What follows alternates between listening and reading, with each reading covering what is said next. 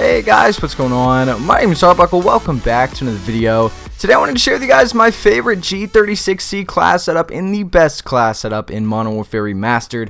I think the G36C honestly is probably my favorite gun in the game. If not, it's at least my favorite assault rifle.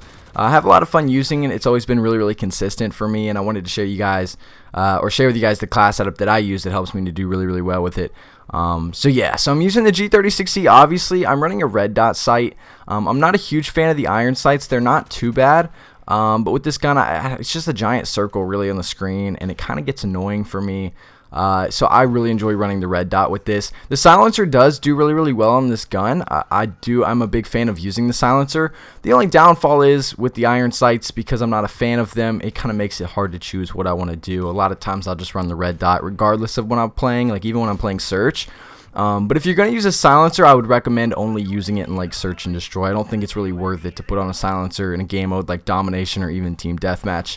And then I'm running the Neon Tiger camo because you guys know the camo matters on how good the gun is. Neon Tiger obviously increases the damage by 150%.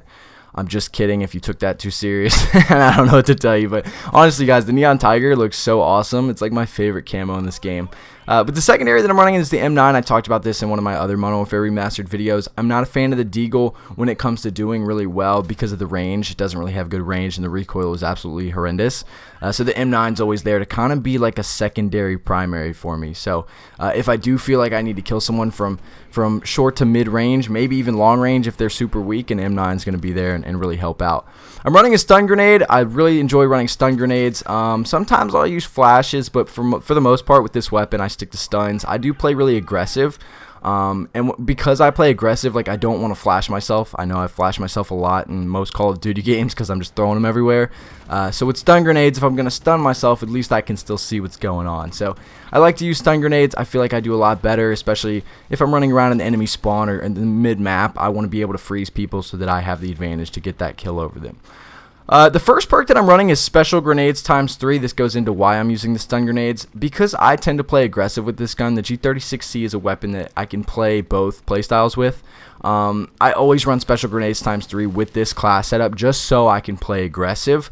A lot of times I'll use all three of those stuns on one person. Like if I feel like I'm not capable of killing them, I feel like they have the advantage over me, I'll throw maybe two at them, and then I'll run a little closer, throw another one, and then I'm pretty much guaranteed a kill. I mean, you guys know getting hit with 3 stun grenades is the worst, so that's generally why I like to run 3 special grenades so that I can be able to, if I'm in a situation where like maybe even search and destroy where it's like 1-on-2, 1-on-3, I can use that to my advantage multiple times.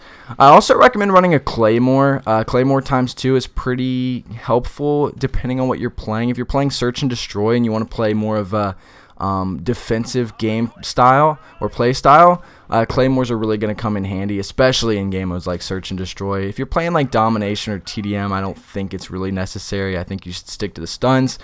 But Claymores too are very good for a more defensive play style.